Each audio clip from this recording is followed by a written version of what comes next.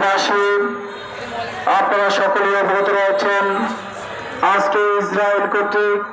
ফিলিস্তিনের সেই গাজা আমাদের ভাই বোনদেরকে নৃশংসভাবে গণহত্যার প্রতিবাদে আজকের বিশাল সমাবেশে সম্মানিত প্রধান অতিথি জাতীয় অঞ্চল গণমানুষের অন্যতম নেতা, আগামী সংসদ নির্বাচনে সম্পর্ক সংসদ সদস্য পদপ্রার্থী জননেতা অ্যাডভোকেট শাহজাহান মিয়া, জেলা এবং শহরের বিভিন্ন পর্যায়ের নেতৃবৃন্দ, সদর উপজেলার নেতৃবৃন্দ, প্রাণ প্রিয় জনতা, আসসালামু আলাইকুম ওয়া রাহমাতুল্লাহি ওয়া বারাকাতুহু। সংগ্রামী জনতা, আমাদের নেতৃবৃন্দ কথা বলেছেন, আমি শুধু বলতে চাই, ফিলিস্তিনে যুদ্ধ করার জন্য যদি আমাদের যাওয়ার জন্য ঘোষণা